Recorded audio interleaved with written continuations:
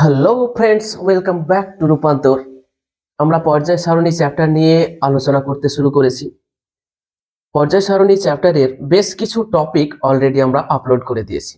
আজকে পর্যায় সারণী চ্যাপ্টারেরই একটা টপিক আলোচনা করব। টপিকটা হলো তড়িৎ ঋণাত্মকতা।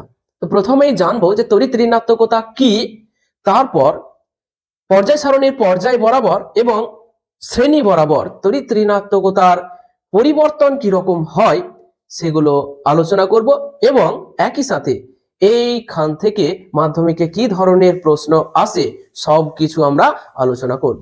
তো চলো শুরু করি। তড়িৎ ঋণাত্মকতা জিনিসটা প্রথমেই বোঝার জন্য এইখানটা খেয়াল করো। ধরো এক্স হলো একটা কোনো মৌলের পরমাণু। এই মৌলের পরমাণুটি অন্য একটা মৌলের পরমাণুর সঙ্গে যখন সমযোজী বন্ধন সৃষ্টি করে, সমযোজী বন্ধন জিনিসটা কি সেটা তোমরা পরের চ্যাপ্টারে দেখতে পাবে। সমযোজী বন্ধন, তড়িৎযোজী বন্ধন, সেগুলো দেখতে পাবে। ধরো এক্স হলো একটা পরমাণু। এই এক্স পরমাণুটি অন্য একটা মৌলের পরমাণু ধরো অয়, তার সঙ্গে সমযোজী বন্ধনে আবদ্ধ থাকা অবস্থায় এই ইলেকট্রন জোড়টাকে, এই ইলেকট্রন জোড়, এটাকে বলা হয় ইলেকট্রন জোড়। এই ইলেকট্রন জোড়কে কি করে, এই এক্স পরমাণুটা তার কেন্দ্রের দিকে আকর্ষণ করে টানার চেষ্টা করে, আর ওয়াই মৌলটা চেষ্টা করে তার কেন্দ্রের দিকে, নিজের কেন্দ্রের দিকে। মানে প্রত্যেকে কি করে, ইলেকট্রন জোড়টাকে নিজের কেন্দ্রের দিকে আকর্ষণ করার প্রবণতা দেখায়। এই ধর্মটাকে বলা হয় তড়িৎ ঋণাত্মকতা। তাহলে তড়িৎ ঋণাত্মকতা জিনিসটা কি, যে মৌলটা এই ইলেকট্রন জোড়কে যত বেশি টানতে পারবে নিজের কেন্দ্রের দিকে, সেই মৌলের তড়িৎ ঋণাত্মকতা তত বেশি। যখন এই দুটো মৌলের পরমাণু সমযোজী বন্ধনে আবদ্ধ থাকবে, তখন সেখানে একটি বা দুটি বা তারও বেশি ইলেকট্রন জোড় তৈরি হবে। সেই ইলেকট্রন জোড়গুলোকে সবসময় কি করবে, দড়ি টানাটানির মতো। যেমন দড়ি টানাটানি কি হয়, যে এইদিকে ধরো একজন টানছে, এইদিকে আরেকজন টানছে, সবসময় কি করে, ও নিজের দিকে টানতে চায়, ও নিজের দিকে টানতে চায়। সেই রকমই এই সমযোজী বন্ধনে ব্যবহৃত ইলেকট্রন জোড়গুলোকে পরমাণুগুলো কি করে, তার নিজের কেন্দ্রের দিকে আকর্ষণ করার প্রবণতা দেখায়। এই যে প্রবণতাটা, সেটাকে বলা হয় তড়িৎ ঋণাত্মকতা। তাহলে যে বেশি আকর্ষণ করবে তার তড়িৎ ঋণাত্মকতা তত বেশি। ঠিক আছে, তাহলে তড়িৎ ঋণাত্মকতা কি বুঝলাম, যে সমযোজী বন্ধনে অন্য কোনো মৌলের পরমাণুর সাথে সমযোজী বন্ধনে আবদ্ধ থাকা অবস্থায় কোনো মৌলের পরমাণু ইলেকট্রন জোড়কে নিজের দিকে বা নিজের কেন্দ্রের দিকে আকর্ষণ করার যে ক্ষমতা বা প্রবণতাটা দেখায়, তাকে বলা হয় ওই মৌলটির তড়িৎ ঋণাত্মকতা।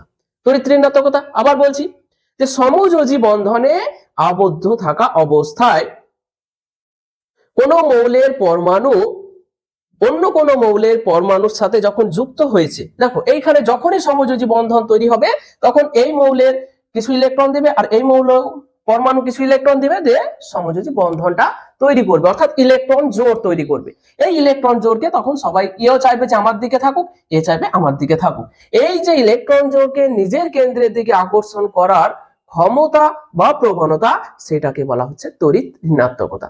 আমি লিখে দিয়েছি যে অন্য কোন মৌলের পরমাণুর সাথে সমযোজী বন্ধনে আবদ্ধ থাকা অবস্থায় সমযোজী বন্ধন সৃষ্টিকারী ইলেকট্রন জোড়কে, দেখো এই যে ইলেকট্রন জোড়, সেটা হচ্ছে সমযোজী বন্ধন সৃষ্টিকারী ইলেকট্রন জোড়। তাহলে সমযোজী বন্ধন সৃষ্টিকারী ইলেকট্রন জোড়কে কোন মৌলের পরমাণুর নিজের দিকে আকর্ষণ করার ক্ষমতাকে মৌলটির তড়িৎ ঋণাত্মকতা বলা হয়। তাহলে তড়িৎ ঋণাত্মকতা বোঝা গেল যে অন্য কোন মৌলের পরমাণু, ধরো এক্স তো একটা পরমাণু, এক্স হলো একটা মৌলের পরমাণু। এই এক্স মৌলের পরমাণু যখন অন্য একটা মৌল ধরো অয়, তার পরমাণুর সাথে সমযোজী বন্ধনে আবদ্ধ হচ্ছে, তখন সমযোজী বন্ধন সৃষ্টিকারী ইলেকট্রন জোড়কে কি করতে চাইছে, নিজের কেন্দ্রের দিকে আকর্ষণ করতে চাইছে। এক্স চাইছে নিজের কেন্দ্রের দিকে, ওয়াই চাইছে নিজের কেন্দ্রের দিকে। ফলে যে যত বেশি টানতে পারবে তার তড়িৎ ঋণাত্মকতা তত বেশি। লিখে নাও তোমরা তড়িৎ ঋণাত্মকতার সংজ্ঞা, অন্য কোন মৌলের পরমাণুর সাথে সমযোজী বন্ধনে আবদ্ধ থাকা অবস্থায় সমযোজী বন্ধন সৃষ্টিকারী ইলেকট্রন জোড়কে কোন মৌলের পরমাণু নিজের কেন্দ্রের দিকে আকর্ষণ করার ক্ষমতা বা প্রবণতাটাকে বলা হয় তড়িৎ ঋণাত্মকতা। সহজ ভাষায় এই তড়িৎ ঋণাত্মকতাটা হচ্ছে একটা একক বিহীন রাশি। যেমন এর আগের লেকচারে আমরা কি করেছিলাম বলতো, আয়নায়ন শক্তি নিয়ে আলোচনা করেছিলাম। সেখানে আয়নায়ন শক্তি কি জেনেছিলাম, তারপরে আয়নায়ন শক্তির একক কি সেটা জেনেছিলাম। আয়নায়ন শক্তির একক আছে, কিন্তু তড়িৎ ঋণাত্মকতা হলো একটা এককহীন রাশি। দেখো এখানে আমি একবার স্টার দিয়ে লিখেছি, মাধ্যমিকে পড়ার মতো কোশ্চেন এটা, যে তড়িৎ ঋণাত্মকতার একক কি। তড়িৎ ঋণাত্মকতা হলো একটা একক বিহীন রাশি, তড়িৎ ঋণাত্মকতার কোনো একক নেই। বোঝা গেল? আচ্ছা, এবার আমরা যে জিনিসটা জানবো সেটা কিন্তু মাধ্যমিকের জন্য বেশি গুরুত্বপূর্ণ। সেটা হচ্ছে যে পর্যায় সারণীর কোন পর্যায়ে বাম দিক থেকে ডান দিকে গেলে তড়িৎ ঋণাত্মকতার পরিবর্তন কি রকম হয়। অর্থাৎ পর্যায় সারণীর বাম দিক থেকে ডান দিকে গেলে তড়িৎ ঋণাত্মকতা বাড়বে নাকি কমবে, সেটা আমরা আলোচনা করব। তাহলে দেখো,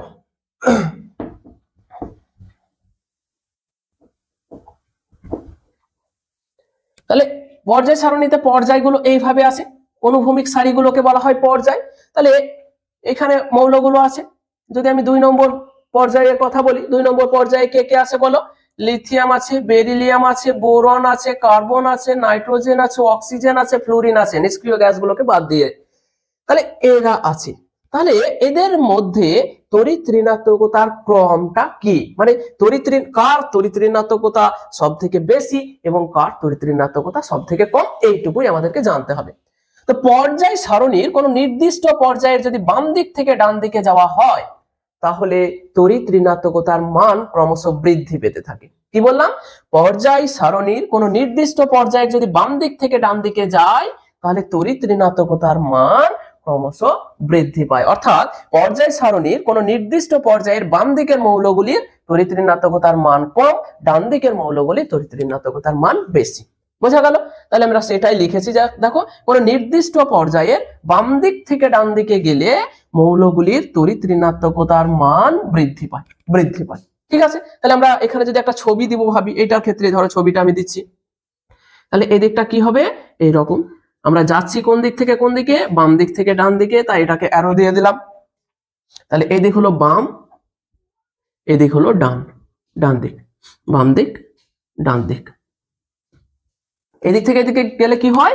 তড়িৎ ঋণাত্মকতা বৃদ্ধি পায়। তড়িৎ ঋণাত্মকতা বৃদ্ধি পায়। তোমরা এইভাবে মনে রেখে দেবে যে কোন পর্যায়ে বাম দিক থেকে যদি ডান দিকে যাওয়া হয়, তাহলে তড়িৎ ঋণাত্মকতার মান ক্রমশ বৃদ্ধি পায়, অর্থাৎ আস্তে আস্তে তড়িৎ ঋণাত্মকতা বাড়তে থাকে। যেমন আমরা যদি উদাহরণস্বরূপ দ্বিতীয় পর্যায়ের মৌলগুলোকে দেখি, দ্বিতীয় পর্যায়ের মৌলগুলো কি আছে? Lithium, beryllium, boron, carbon, nitrogen, oxygen এবং ফ্লুরিন। তাহলে দেখো এইটা, তাহলে পর্যায়ের একেবারে বাম দিকে যারা আছে তাদের তড়িৎ ঋণাত্মকতা সব থেকে কম, একেবারে ডান দিকে যে আছে তার তড়িৎ ঋণাত্মকতা সব থেকে বেশি। তাহলে আমরা কি করতে পারি? যে লিথিয়াম বেরিলিয়ামের থেকে কম, বেরিলিয়াম বোরনের থেকে কম, বোরন আবার কার্বনের থেকে কম, কার্বন নাইট্রোজেনের থেকে কম, কার্বন হচ্ছে নাইট্রোজেনের থেকে কম, নাইট্রোজেন আবার অক্সিজেনের থেকে কম, অক্সিজেন আবার ফ্লুরিনের থেকে কম। তাহলে দ্বিতীয় পর্যায়ের মৌলগুলির ক্ষেত্রে তড়িৎ ঋণাত্মকতার ক্রমটা হলো লিথিয়াম সব থেকে কম আর ফ্লুরিন হচ্ছে সব থেকে বেশি। বোঝা গেল? দ্বিতীয় পর্যায়ের গুলোর ক্ষেত্রে। আচ্ছা, তাহলে এটাও তোমরা লিখে নাও। এরপরে আমরা যেটা করব সেটা হচ্ছে যে কোনো নির্দিষ্ট গ্রুপের উপর থেকে নিচের দিকে আসা হলে তড়িৎ ঋণাত্মকতা বাড়ে নাকি কমে দেখব।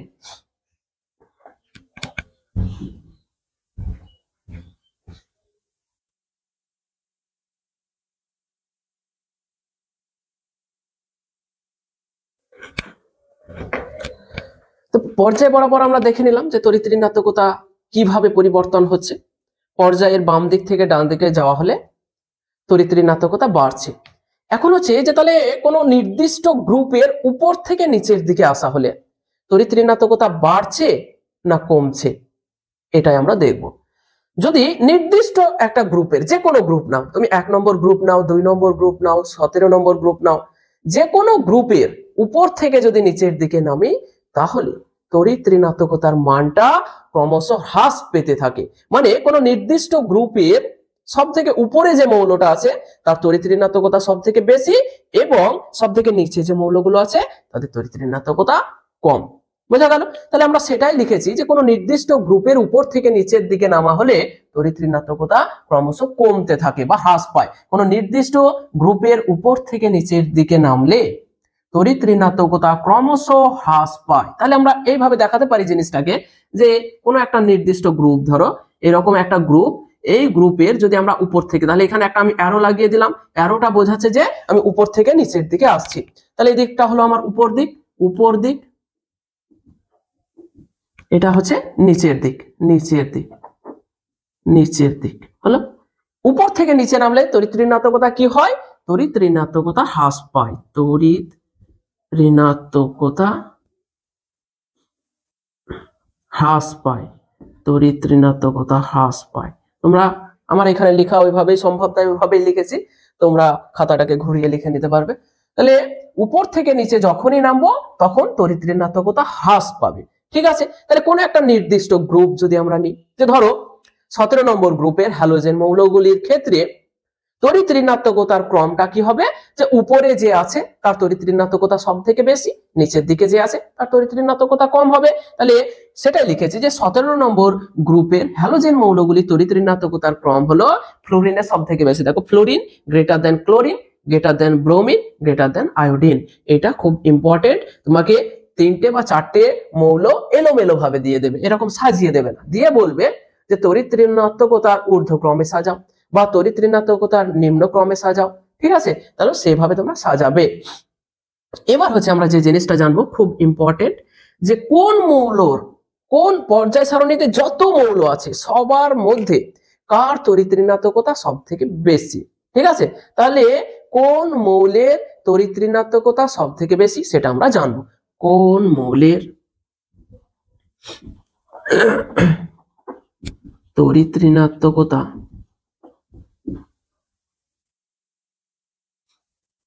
সব থেকে বেশি,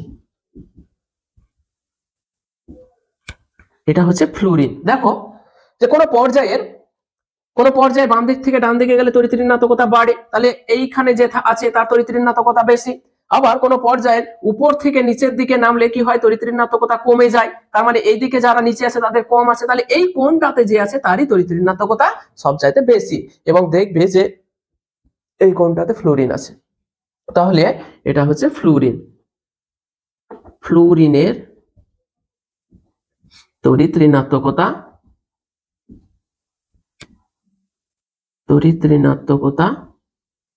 সব থেকে বেশি।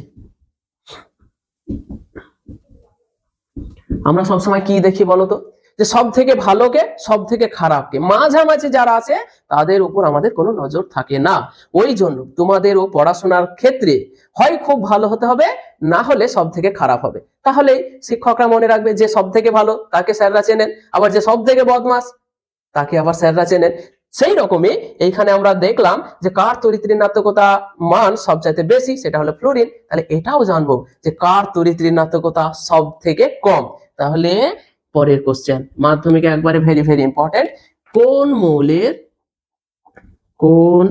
মৌলের তড়িৎ ঋণাত্মকতা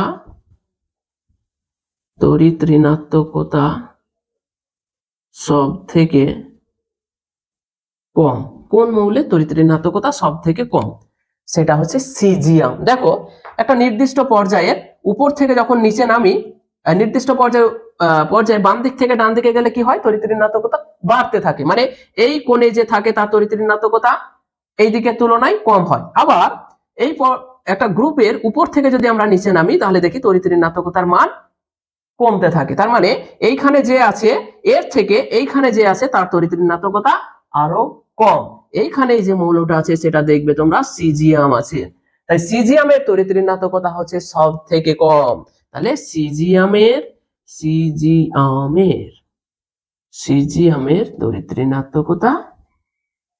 তড়িৎ ঋণাত্মকতা সব থেকে কম। এইখানে আর একটা কোশ্চেন পড়ে, যে তড়িৎ ঋণাত্মকতা কোন স্কেলে পরিমাপ করা হয়। দেখো, তড়িৎ ঋণাত্মকতার কোনো একক নেই, কিন্তু তড়িৎ ঋণাত্মকতা একটা স্কেলে পরিমাপ করা হয়। স্কেলটার নাম হচ্ছে পাউলিং স্কেল, পাউলিং স্কেল। তাহলে এইটাও আমরা লিখে নেব যে তড়িৎ ঋণাত্মকতা কোন স্কেলে পরিমাপ করা হয়।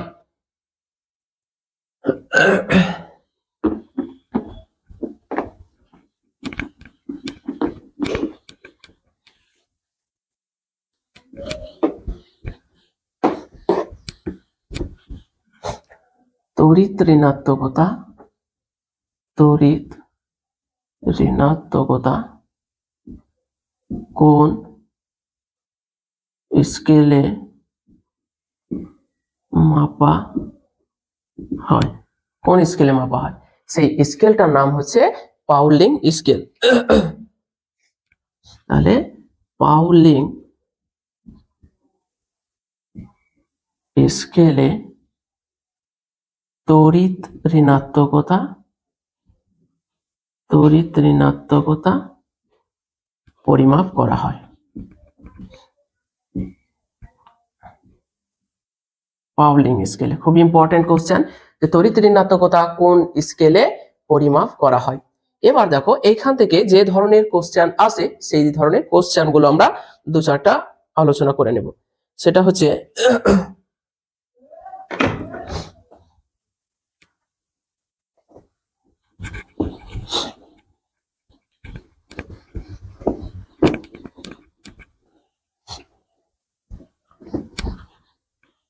দেখো লিখবো যে কোশ্চেনটা হচ্ছে প্রশ্ন, তড়িৎ ঋণাত্মকতার, তড়িৎ ঋণাত্মকতার ঊর্ধ্ব ক্রমে সাজাও। দিয়ে কয়েকটা মৌলকে এলোমেলো ভাবে দেওয়া আছে। কে দিয়েছে কোশ্চেন যেগুলো পড়েছে সেগুলো হচ্ছে ক্লোরিন, আয়োডিন, ফ্লোরিন, ব্রোমিন। এটা একটা। আচ্ছা 2 নম্বর, পটাশিয়াম, সিজিয়াম, লিথিয়াম, আর হচ্ছে সোডিয়াম, রুবিডিয়াম। এই সি 3 নম্বর হচ্ছে, 3 নম্বর হচ্ছে, ঠিক আছে এই দুটো আগে বুঝিয়ে দিই তারপরে করে দিচ্ছি আমি। দেখো তাহলে আমাদেরকে কি করতে হবে, আগে প্রশ্নটা ভালো করে বোঝো। কি বলছে, তড়িৎ ঋণাত্মকতার ঊর্ধ্ব ক্রমে সাজাও, মানে ছোট থেকে বড়, তড়িৎ ঋণাত্মকতার ছোট থেকে বড় হিসাবে সাজাও। তাহলে দেখো তো এই মৌলটাকে, এই মৌলগুলোকে কি হিসাবে দেওয়া আছে, এই মৌলগুলোকে দেওয়া আছে একটা নির্দিষ্ট গ্রুপের মৌল, 17 নম্বর গ্রুপের মৌল। দেখো এরা ক্লোরিন আছে, আয়োডিন আছে, ফ্লোরিন আছে, ব্রোমিন আছে, তার মানে এরা হলো 17 নম্বর গ্রুপের হ্যালোজেন মৌল। তাহলে এইটা আমাদেরকে মনে করতে হবে এবার, যে একটা নির্দিষ্ট গ্রুপের উপর থেকে নিচের দিকে আসলে তড়িৎ ঋণাত্মকতা বাড়ে না কমে। এখনই দেখলে যে কোনো গ্রুপের উপর থেকে নিচে নামলে তড়িৎ ঋণাত্মকতার মান হ্রাস পেতে থাকে। তাহলে আমরা জানি এটা করছি, আমরা জানি কোন গ্রুপের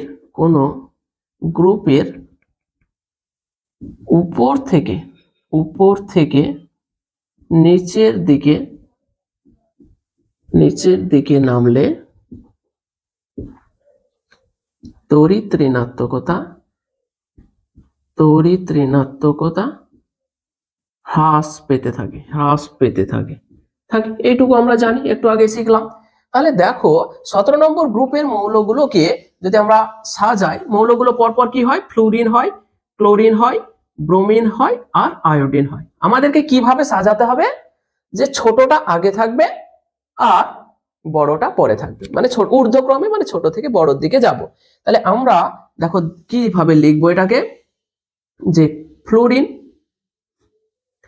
তাহলে iodine less than bromine less than chlorine less than fluorine, এইটা হয়ে গেল আমাদের সাজানো। দেখো আয়োডিন সব থেকে কম, তার থেকে ব্রোমিন একটু বড়, তার থেকে ক্লোরিন একটু বড়, আর ফ্লোরিন সব থেকে বড়। তাহলে এই হয়ে গেল আমাদের 17 নম্বর গ্রুপের মৌলগুলি। তাহলে এইভাবে না সাজিয়ে আমরা এইভাবে, যদি আমাদের মনে না থাকে, আমরা জানি ফ্লোরিন, ক্লোরিন, ব্রোমিন, আয়োডিন, এরকম শ্রেণীতে এইভাবে মৌলগুলো থাকে। তাহলে উপরে যে আছে তার সবচাইতে বেশি, নিচে যে আছে তার সব থেকে কম। তাহলে দেখো নিচেরটাকে, তাহলে iodine less than bromine less than chlorine less than fluorine, এটা চলে গেল 1 নম্বর। বি এরটা দেখো, এটা কি, এটা হচ্ছে 1 নম্বর গ্রুপের ক্ষার ধাতুগুলি আছে এখানে, লিথিয়াম, সোডিয়াম, পটাশিয়াম, রুবিডিয়াম এবং সিজিয়াম। তাহলে এরা হলো 17 নম্বর গ্রুপের মৌল দিয়েছিল, এখানে দিয়েছে 1 নম্বর গ্রুপের মৌলগুলোকে দিয়েছে। তাহলে এর তো অ্যান্সার হয়ে গেল। 2 নম্বর দেখো, একইভাবে আমরা যদি সাজাই ওটাকে, তাহলে এরা গ্রুপের মৌল, তাহলে গ্রুপের উপর থেকে নিচের দিকে নামলে কি হয়, তড়িৎ ঋণাত্মকতা হ্রাস পেতে থাকে। তাহলে যে নিচের দিকে যে মৌলটা, তাহলে 1 নম্বর গ্রুপের মৌলগুলো কিভাবে থাকে, থাকে এইরকম লিথিয়াম, সোডিয়াম, পটাশিয়াম, তারপরে হচ্ছে রুবিডিয়াম, তারপরে থাকে সিজিয়াম। তাহলে কার তড়িৎ ঋণাত্মকতা সব থেকে কম, সিজিয়ামে। আর কার সবচেয়ে বেশি, লিথিয়ামে। মানে এই গ্রুপের ক্ষেত্রে সিজিয়াম সব থেকে কম, লিথিয়াম সব থেকে বেশি। তাহলে আমরা কি করব, caesium less than rubidium less than potassium less than sodium less than lithium. তাহলে এই গেল, তাহলে সিজিয়াম সব থেকে কম, লিথিয়াম সব থেকে বেশি। তো এই গেল আমাদের তড়িৎ ঋণাত্মকতা টপিকটা নিয়ে যা যা আলোচনা করা সবকিছু আলোচনা করে নিলাম। আর এই যে তোমরা ক্লাসগুলো দেখছো, তোমরা কিন্তু অবশ্যই প্লে লিস্ট ধরে দেখতে থাকবে, কারণ প্রত্যেকটা চ্যাপ্টারের আলাদা আলাদা প্লে লিস্ট আছে। যেমন পর্যায় সারণীর একটা আলাদা প্লে লিস্ট আছে, তারপরে দেখো তাপের ঘটনা আলাদা একটা প্লে লিস্ট আছে, গ্যাসের আচরণ আলাদা একটা প্লে লিস্ট আছে। মানে যে প্লে লিস্ট আছে সেইখানে পুরো চ্যাপ্টারের লেকচার গুলো আছে। তো তোমরা পরপর দেখতে থাকো। আর হ্যাঁ, যদি এই যে ক্লাসগুলো করছো, এই ক্লাসগুলোর যদি এইচডি নোট, মানে একেবারে ঝকঝকে হ্যান্ড রিটেন নোট পেতে চাও, তাহলে আমাদের টেলিগ্রাম গ্রুপে যুক্ত হয়ে যাও। এই লেকচারেরই ডেসক্রিপশন বক্সে টেলিগ্রাম গ্রুপের লিংক দিয়েছি, সেখানে গিয়ে যুক্ত হয়ে যাও আর এইচডি নোট গুলো সংগ্রহ করে নাও।